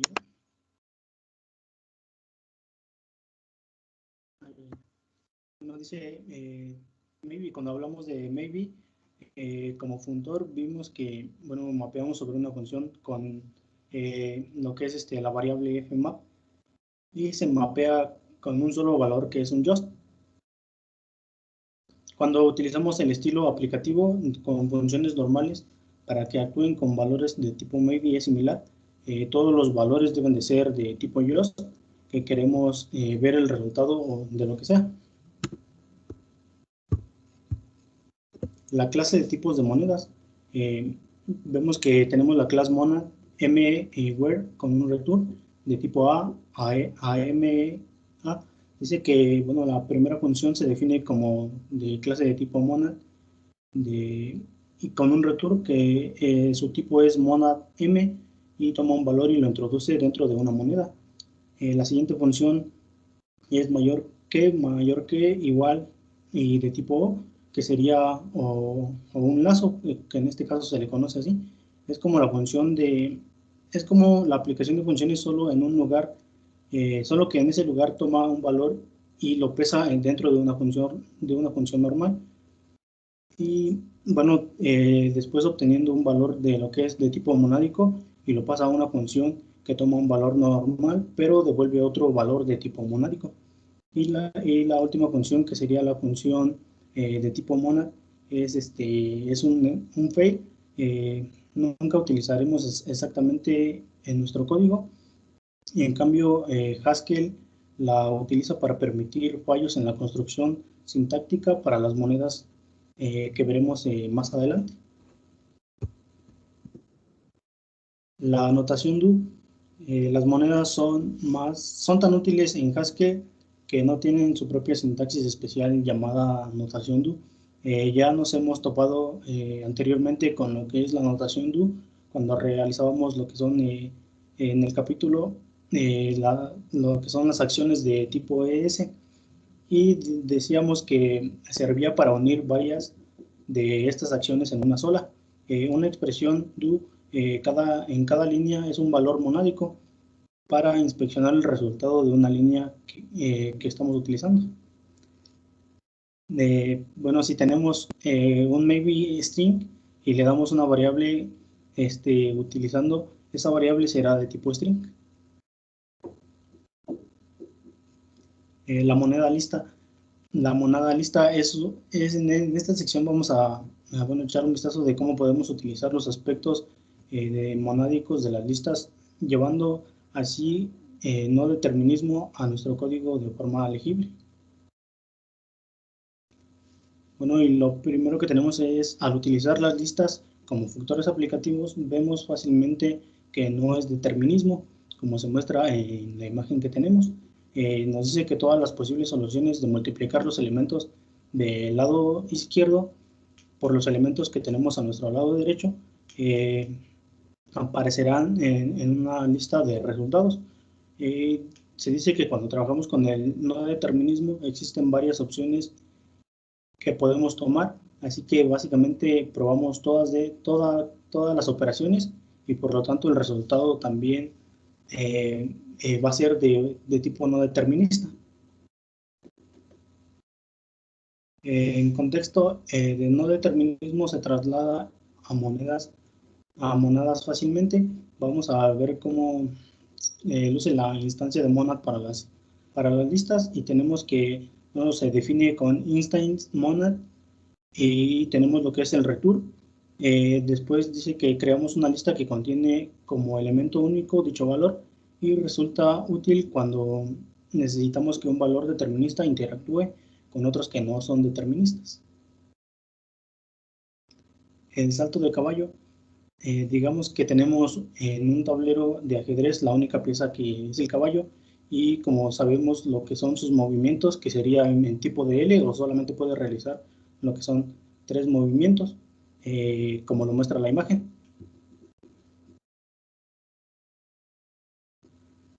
Y bueno, lo que vamos a hacer para este ejemplo, vamos a definir lo que son nuestras variables de tipo entero y después vamos a, como se mostraba en la imagen anterior, el caballo estaba en la posición 6,2 y bueno, solamente y puede alcanzar 6,1 en solo 3 movimientos. Esto lo hacemos como se muestra en la imagen aquí. Estamos definiendo lo que son todos los movimientos que puede realizar el caballo en el tablero de ajedrez. Y bueno, como decíamos, el caballo puede moverse de tipo horizontal y vertical, pero solamente respetando las reglas que son realizar 3 movimientos.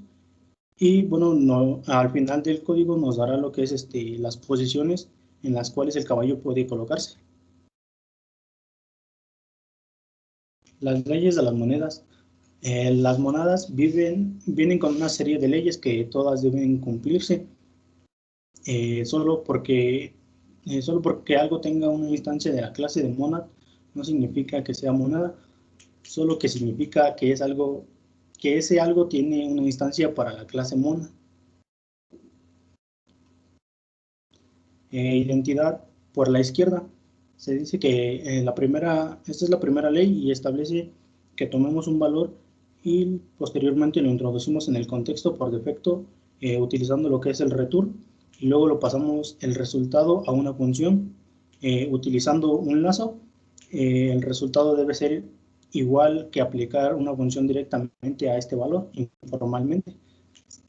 Si vemos los valores monádicos como valores con un cierto contexto y return toma un valor y lo introduce en el contexto mínimo, por defecto se puede albergar ese valor. Tiene sentido que como es de contexto en realidad es mínimo, al pasar el valor monádico a una función no debe de haber mucha diferencia como aplicar una función a un valor normal. La identidad por la derecha es la segunda ley y esta establece que si tuviéramos un valor monádico y utilizamos un lazo para pasárselo a un return, el resultado debe de ser de valor monádico original y bueno, se define como lo que es return es igual a Q y M. Bueno, esta ley puede parecer un poco menos obvia que la primera, pero bueno, vamos a echar un vistazo para ver por qué se debe cumplir o por qué es necesario cumplir esta ley. Se dice que pasamos los valores monádicos a las funciones utilizando lazos. Estas funciones toman valores normales y devuelven valores monádicos. El return es también, una de sus funciones. Y bueno, como ya sabemos, lo que hace el return o su función es introducir un valor en el contexto mínimo que pueda albergar dicho valor. La asociatividad, esta es la última ley de las monadas dice que cuando tenemos una cadena de aplicaciones funcionales monádicas con lazos, no importa el orden en el que estén anidadas. Continuamos con lo que es el capítulo 13, unas cuantas monadas más.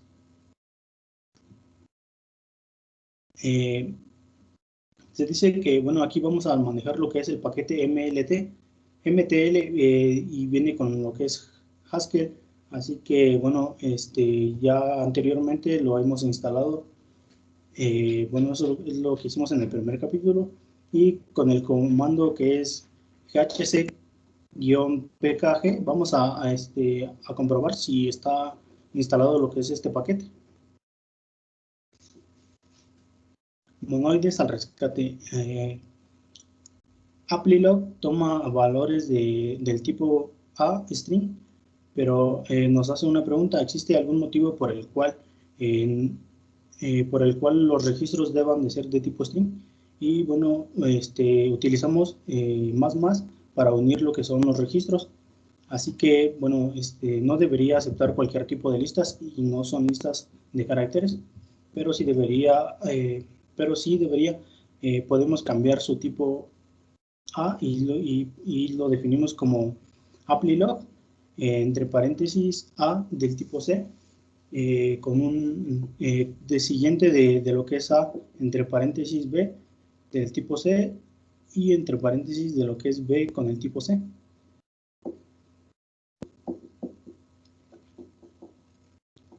El tipo writer, el módulo control monad.writer exporta el tipo writer W a un conjunto adjunto su instancia de monad y algunas funciones útiles para trabajar con valores de este tipo.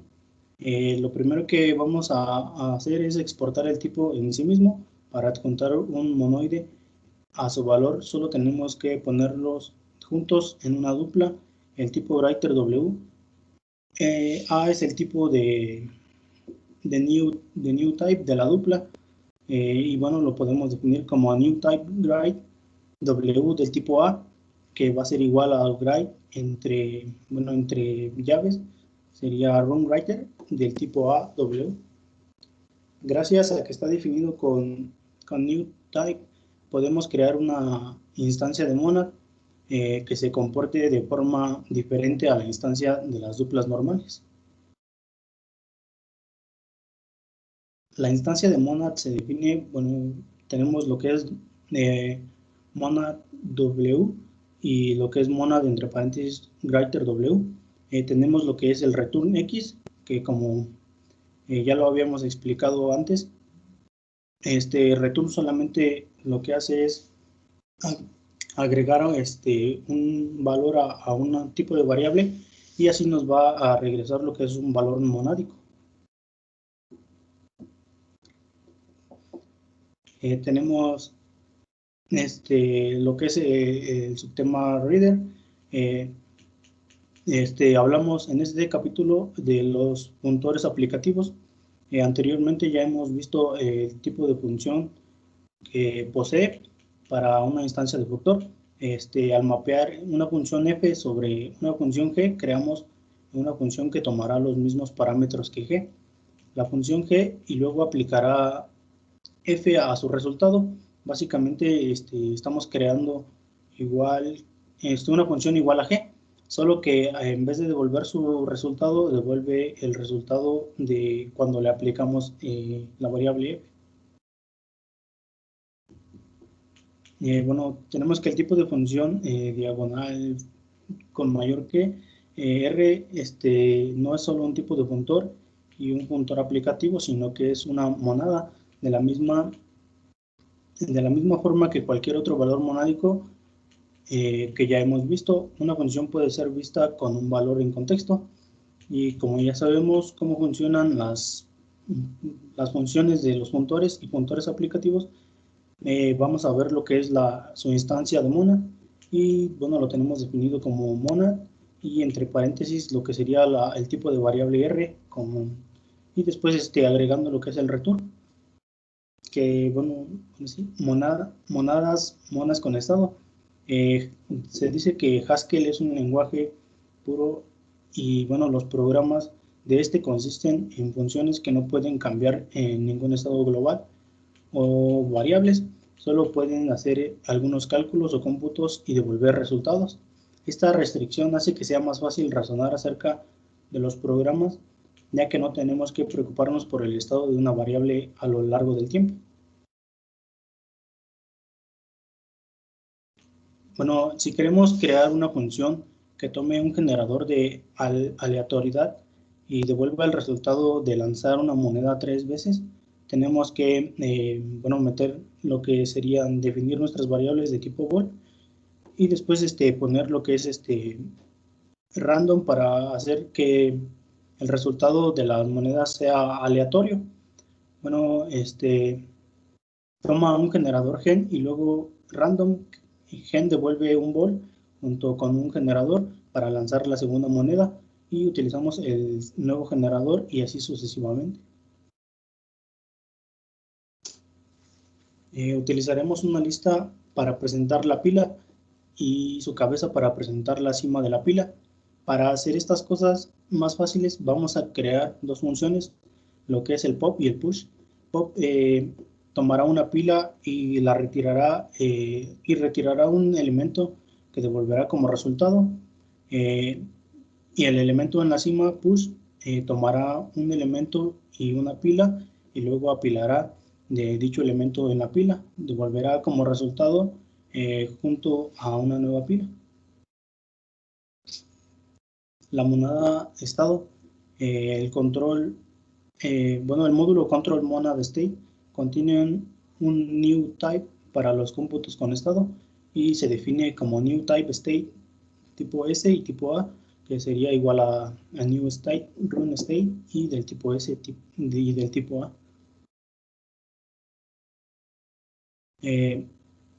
Bueno, vamos a comprobar cómo es la instancia de Monad. Y tenemos el objetivo con return es tomar un valor y crear un cómputo con el estado que siempre contenga ese valor como resultado.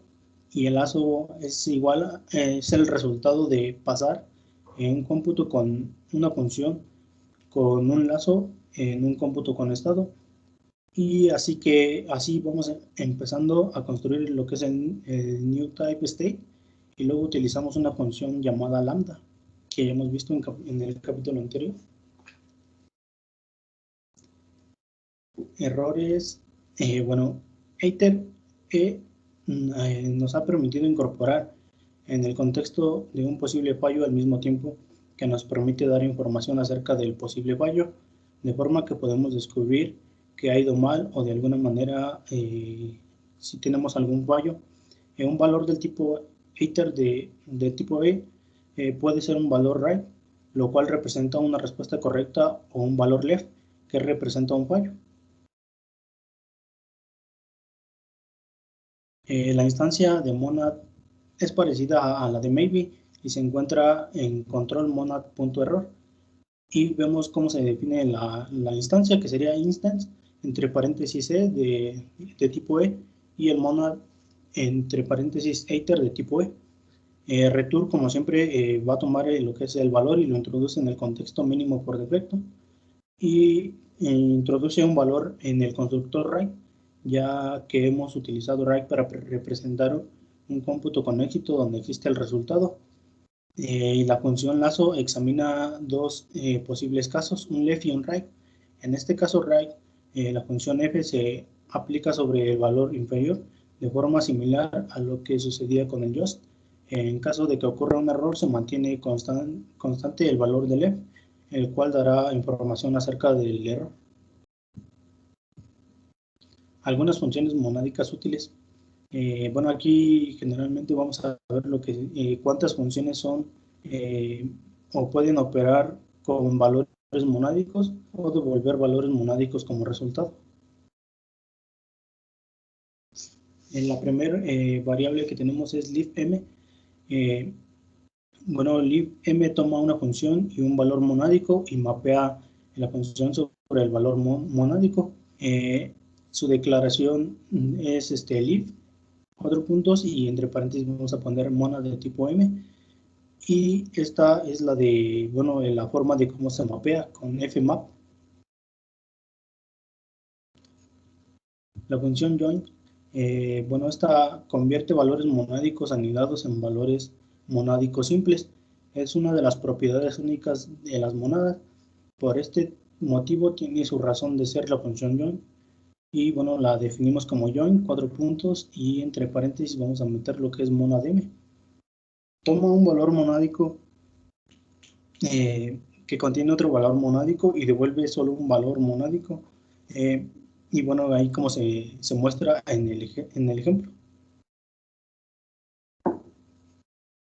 Creando la versión segura de la calculadora RPN.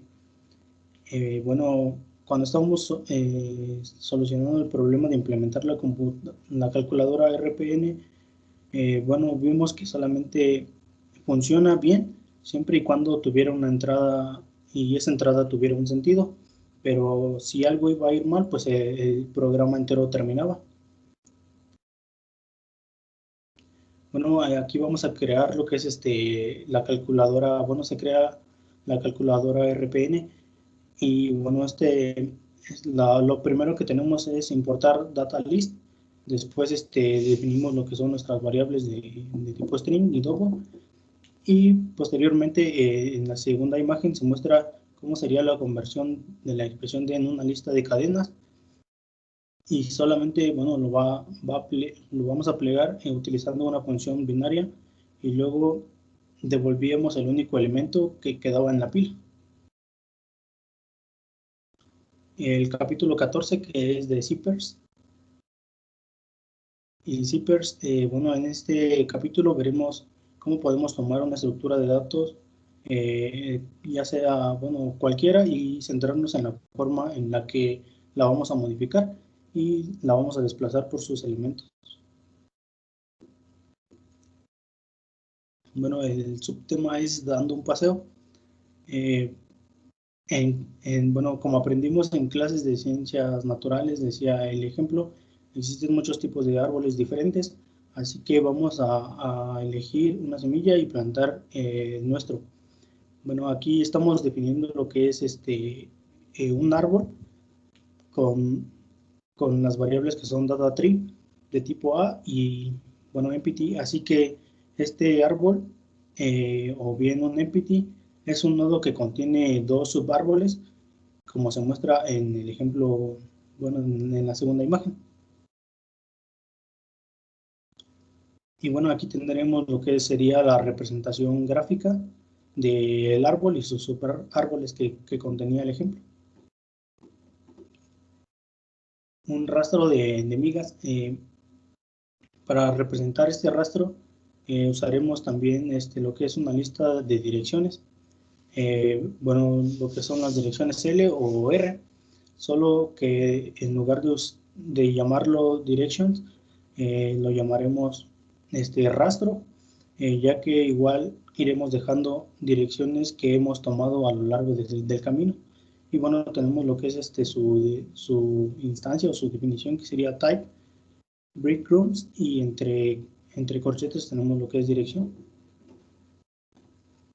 Tenemos una función que toma un árbol y un rastro y se desplaza al subárbol izquierdo, añadiendo L a las cabezas de la siguiente lista que se representa en el rastro.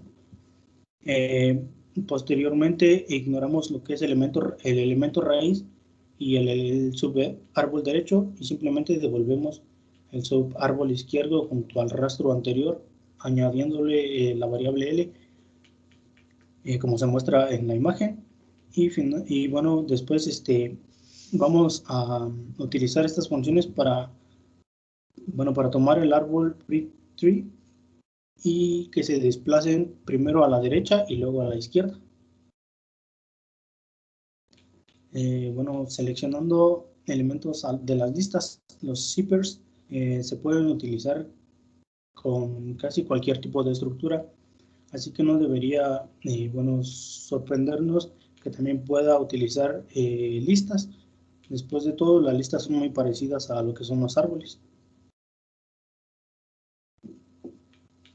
Y bueno, sería todo de mi parte.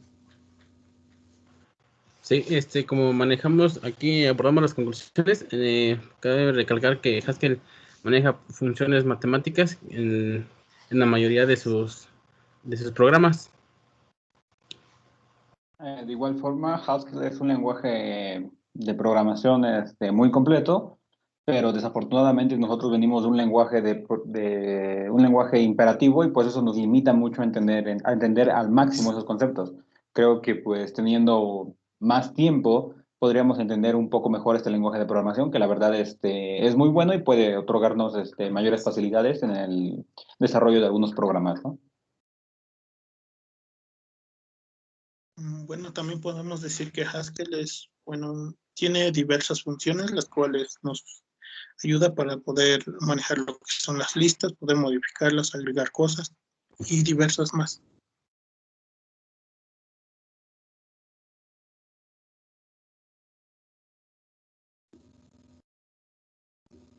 Y bueno, como conclusión también, vemos lo que Haskell también nos muestra, bueno, como ya lo han mencionado mis compañeros, nos ayuda en una gran variedad de problemas, ya sean problemas muy complejos o problemas muy fáciles en su forma de resolución, ya que maneja herramientas como son listas o como lo acabamos de ver, árboles o zippers. Y pues eso sería básicamente todo. Esta es la referencia en la cual nos basamos para la realización de la presentación. Y pues muchísimas gracias. Nosotros somos Brian Alfonso Cruz Juan, Hernán Hernández Ordóñez, Abdalán Bernardino Hidalgo, Israel González González. Y pues muchas gracias. Hasta luego.